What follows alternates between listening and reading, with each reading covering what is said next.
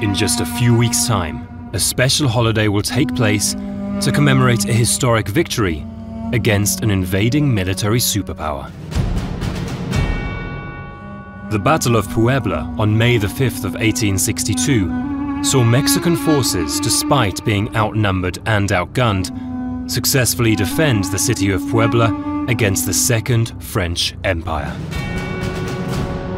It then seems only natural for this celebration, known as Cinco De Mayo, to become synonymous with major boxing events involving fighters of Mexican descent. The unwavering heart and courage displayed by Puebla's defenders can now be frequently seen in the warrior-like athletes that step into the squared circle today.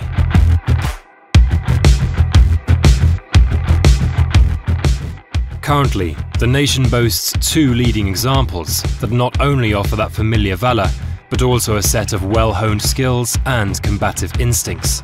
Oh, and there it is! A third time! Will it be a charm? And despite their vast amounts of success against foes of other nations, their converging paths have now set the stage for a collision where more is at stake than just money and championship belts. The undisputed super middleweight champion of the world! Saul Canelo Alvarez currently stands as not only the face of Mexican boxing, but perhaps the face of the entire sport itself. The glittering belts draping his body are just a small speck of the tremendous legacy and respect that he has earned. But for all of the affection and praise received in such a prominent role, comes also the duty of fending off the ceaseless threats posed by a never-ending stream of hungry competitors.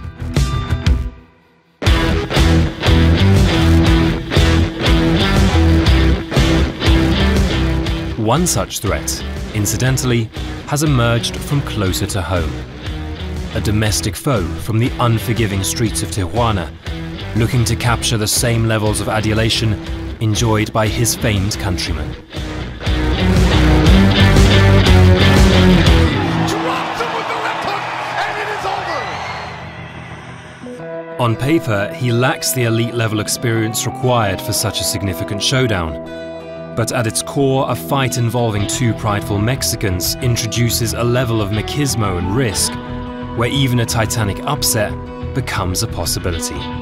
We have a Munguia who's an ex-world champion, undefeated, who's young, who's hungry, who's strong, who's coming with everything. And in this episode, we take a detailed look at an event which will be celebrated by one of the most traditionally rich boxing nations.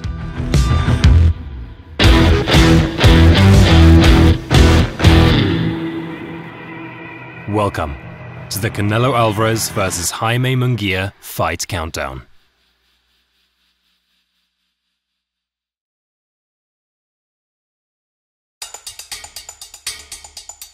The date is the 13th of July 2013, and the 23-year-old Saul Canelo Alvarez is currently making preparations for the biggest fight of his career against the pound-for-pound king, Floyd Mayweather. And whilst this date comes during a profoundly decisive period of the star's decorated career, it also marks the opening chapter in the story of another Mexican hopeful, as almost 200 miles south from Canelo's training camp, a 16-year-old Jaime Munguia was climbing through the ropes as a professional for the very first time. The two accompanying events brought forth two contrasting results. One enjoyed a successful second-round debut knockout, whilst the other went on to experience the harshest lesson of his professional career, but one that would mutate him into one of the most destructive forces of the boxing world, going on to win the World Championship in 3 additional weight classes to eventually be recognized as the greatest fighter in the world. Oh, well, he's caught him with the left hand and his balance went... And despite experiencing a slight blip from an ambitious piece of matchmaking at light heavyweight, Canelo currently resides at super middleweight as the undisputed champion of the world, and by far the sport's biggest attraction. The fight's all over! Alvarez has done it! Opponents far and wide, from a multitude of weight classes and varying degrees of prowess, all scramble for a fight contract with the Mexican. Blocking those shots, believe me. Oh, and 1, 2, and down goes Yildra! But amidst the never-ending promotional and broadcast disputes has suddenly emerged Jaime Munguia, the latest winner of the Canelo Alvarez sweepstakes, and one who beneath a quiet exterior houses a slew of reasons why this civil encounter could forge an interesting rivalry. When you have two Mexican fighters at this elite level, like Canelo, like Munguia, we're in for a special treat. To mark the nation's Cinco De Mayo holiday, this selection of an opponent creates the first ever all-Mexican world title fight above 160 pounds. And where in normal circumstances a Mexican fighter in the mold of Munguia would enjoy a much higher profile in his country, the sheer magnitude of Canelo's success has instead engulfed the youngster in a shadow which he's desperately trying to climb out from. Oh, he's caught him, left hand's put him down. The opportunity now to face off against his popular nemesis presents a mountainous task which, if conquered successfully, would propel his career to unimaginable levels. As a promoter, I feel proud that I can get my fighter to this position. That's all that matters to me. Given the gritty surroundings of Tijuana, the city from which Munguia hails, it's no surprise that Canelo's latest challenger embodies the renowned Mexican style of aggressive boxing. Right hand again. Look here, look here. Oh, did he go down? Oh, in a way, stays up. Over the years, the region has grown and attracted the nation's finest talent. The iconic Julio Cesar Chavez, the standard by which every Mexican boxer gets measured against, once moved there after outgrowing the competition in his hometown of Culiacan. The city has since birthed further world champions in Eric Morales and Antonio Margarito, making it the ideal breeding ground for future Mexican greats. Its latest offering currently stands undefeated in 43 professional bouts and previously reigned as the WBO light middleweight champion between 2018 and 2019. He was born to a Tijuanan heavyweight professional and quickly found himself at Cheto's Boxing Club at an age where most children were just beginning school. And though he enjoyed a strong amateur career winning several national tournaments, his naturally aggressive style steered him away from Olympic aspirations and towards the professional circuit.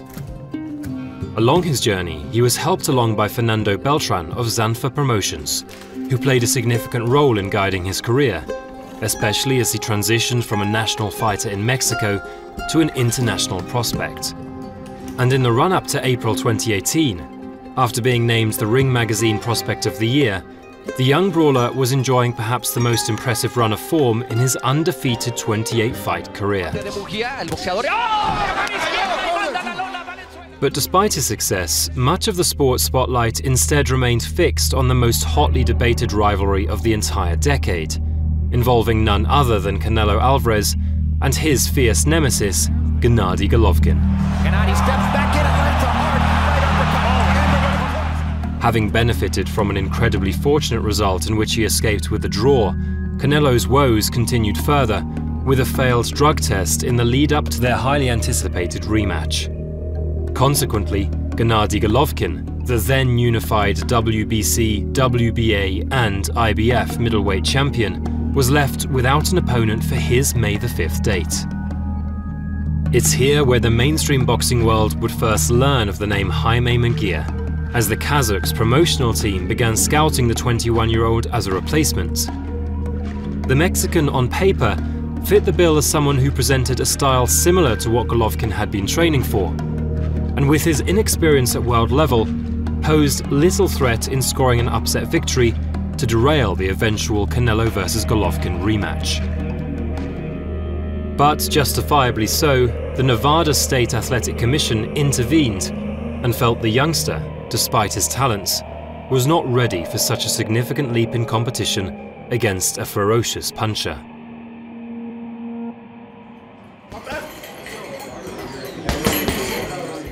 However much the ambitious 21-year-old would have disagreed with this ruling, a far more appropriate opportunity soon came beckoning. And new champion from Brooklyn, New York, Saddam. The WBO champion, Saddam Ali, was due to make his first defense against Liam Smith until 2 weeks before the event. The Briton pulled out with an injury. And in a sport where success hinges more on seizing an opportunity than having everything go according to plan, Munguia's team recognized this as a more manageable step in competition. And within hours of the offer being presented, they accepted the chance to face a world champion and deliver one of the most surprise performances of the year. Right from the opening bell, the size disparity was glaringly visible, as it became immediately obvious that Saddam Ali's matchmakers had made a grave mistake in selecting Munguia as the substitute opponent. As a teenager, Munguia used to be the main sparring partner for Antonio Margarito. 3 more rounds of bone-crunching power shots ensued, as a swift left hook would send the champion to the canvas for the 3rd time, forcing the referee to put an end to the one-sided destruction. Suddenly, Mexican boxing had another possible star on their hands. A big, unrelenting light middleweight with untapped potential that could see further success in the higher divisions. No, WBO champion of the world, Jaime Munguia!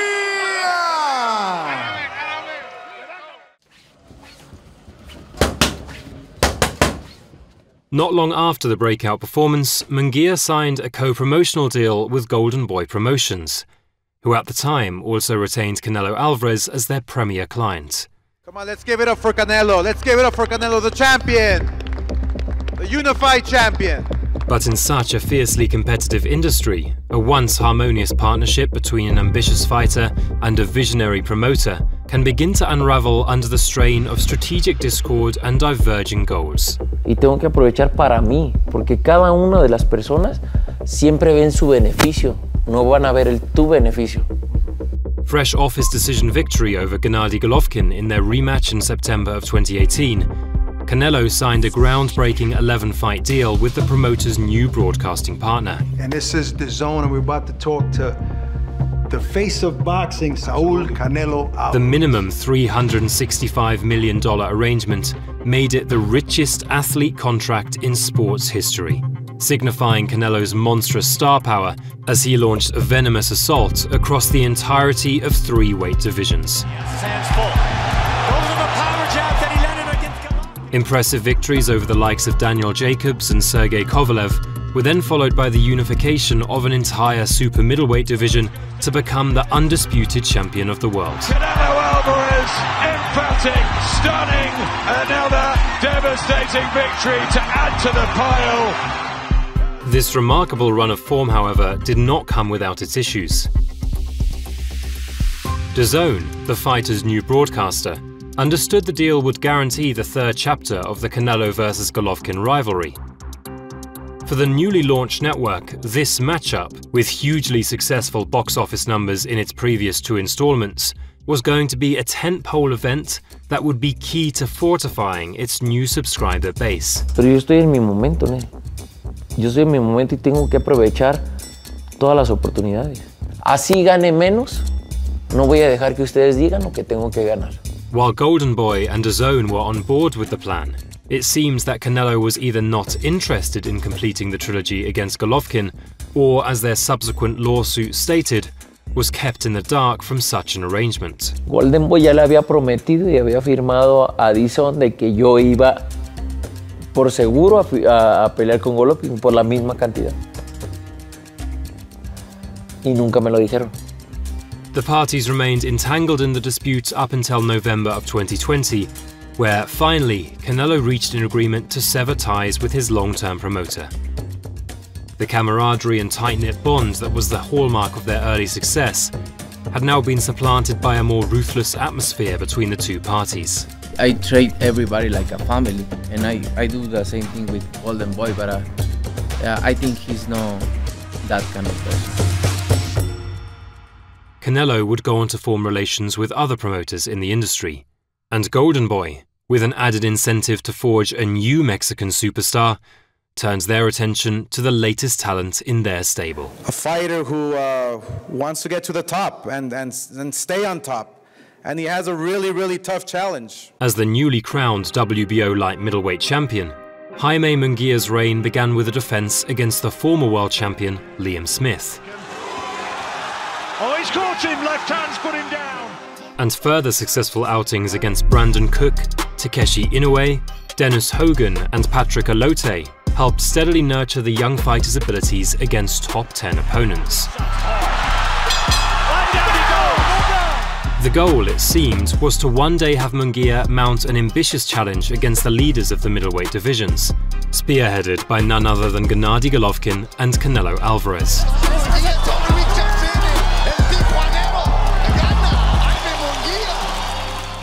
And by 2020, the 23-year-old outgrew his weight class to begin a new campaign at 160 pounds. But in a forever divided sport, Munguia's matchmakers didn't have full reign in securing high-profile matchups to propel their fighter's status. Where Canelo's enormous drawing power earned him back-to-back title opportunities at super middleweight and light heavyweight, Munguia instead settled for a more steady progression through the middleweight ranks. There it is, Sergio, and there goes the white towel. It's in the ring. And though he did rack up invaluable experience against respectable contenders in Spike Sullivan and Gabriel Rosado, a world title opportunity at 160 pounds continued to elude him. Big right uppercut. He caught him again. A quick uppercut on the inside, and Kelly goes down again. As such, by 2023, Munguia began experimenting with a move up to super middleweight. His first port of call came against Sergiy Derevyanchenko, who on paper seemed a sensible choice due to him also moving up from middleweight. This is the last time they will see each other before they step into the ring tomorrow night. Ontario, put your hands together. Let's hear it for your main event tomorrow. But nicknamed the Technician, the highly skilled veteran was a fan favorite, having already mounted impressive challenges against world champions Gennady Golovkin and Jamal Charlo, and was by far the biggest test to date for Jaime Munguia. Right from the opening bell, the Ukrainian's toughness and compact punching abilities at close range confronted Munguia with power never before experienced. Both men firing away to the body. Trading left hooks, Derevyanchenko lands a big right hand that sent Munguia back. Despite this brief moment of crisis, the Mexican, knowing he was still the favorite heading into the bout, showed the trademark Aztec resilience to trouble Derevyanchenko in return. Not deterring Munguia, who landed a big uppercut. The back-and-forth action continued at a ferocious pace, where Munguia once again got rocked with a big left hook in a dangerous round 5 exchange. Heading into the latter stages of the fight, Derevyanchenko was settling into a rhythm too difficult to contend with. And with the final round remaining, he edged Munguia by a single point on 2 of the judges' scorecards. A failure to win the 3 minutes decisively would likely spell the end of the Mexican's undefeated record. But fully aware of the crisis befalling him, Munguia increased his punch output to target the 37-year-old's body and unearthed a crucial knockdown 60 seconds into the round. Body shot by Munguia. And down goes Derevyanchenko! The final bell brought to a close what was instantly tagged as a Fight of the Year contender. And much to the relief of the event promoters, the scorecards were read out narrowly in favor of Jaime Munguia, who no doubt secured invaluable experience in the biggest gut check of his career.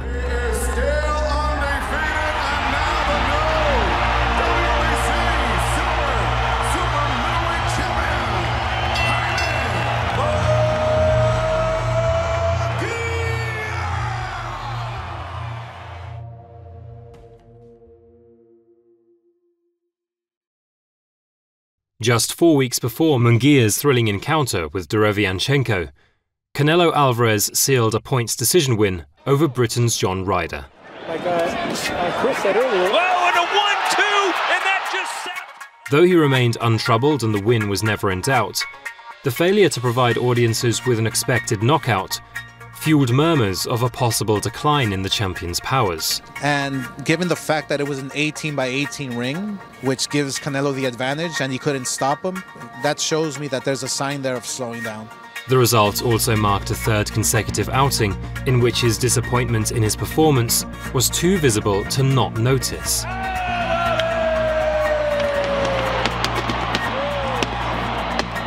And if ever a moment would arise for Munguia to argue his case as a viable opponent to Canelo, it would be now. Imagine Jaime beating Ryder and then a potential Canelo fight, an all-Mexican duel. With a lucrative box office clash potentially on the horizon, Munguia's team understood the high stakes at play and therefore sought the services of the legendary Freddie Roach, who was renowned for his extensive success with aggressive fighters in the mold of Jaime Munguia. The John Ryder assignment laid out one clear objective: to eclipse the efforts of Canelo Alvarez. Jaime Munguia has an opportunity to finish what Canelo started, and that's maybe knock out John Ryder. To quell the critics who frequently questioned his lagging progression since his world title-winning performance 5 years prior, Munguia needed to regain the same attention-grabbing form that created the high expectations in the first place. The first time, the right hand there from Munguia, caught him again, and sent him down in round 2! Ryder, known for his durability and compact physical strength, was kept on the end of quick combinations from a more controlled and thoughtful Munguia, who would only unleash his aggression after sensing vulnerability in the Briton. I feel like he's settled down. Oh, and he's dead! Speaking of settled down, he gets knocked out for the second time! Over the course of 9 one-sided rounds, Ryder was sent to the canvas 4 times, before his corner eventually stopped the contest. Can Munguia close the show? Can he do something that Canelo Alvarez couldn't do? Typically, some of the most important bouts in a fighter's career will have championship belts at stake. But in the John Ryder fight, a less tangible prize was up for grabs. Canelo Alvarez, are you watching? Jaime Munguia has just stopped John Ryder!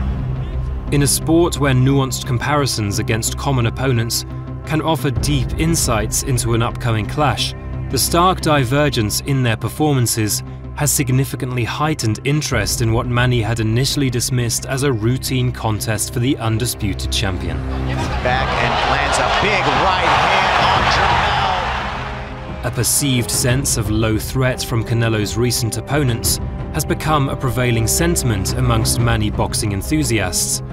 Be that a reflection of the Mexican's sheer dominance or the defeatist mentality of his challengers, one positive that fans can look forward to in Munguia's endeavour is his willingness to throw caution to the wind. Well, this is a test of fighting resolve. Come on then, Munguia says, let's have it. The intention to show up and actually compete suggests that even if the odds are heavily stacked against him, Munguia's unbridled intent could make this encounter far more entertaining than many would expect. That's Munguia's game plan. I mean, his strategy is coming forward. He works best coming forward. And with this being the first ever all-Mexican world title fight north of 160 pounds, the country's famed fighting tradition will now enter new territory to inspire future generations of boxers and fans alike. It marks not only a celebration of a unique heritage, but also a testament to the enduring spirit of Mexican boxing, where resilience and determination remain the hallmark features of such encounters. And as the final bell rings and the dust settles, the two combatants may well have provided a surprise addition to their nation's rich tapestry of boxing moments.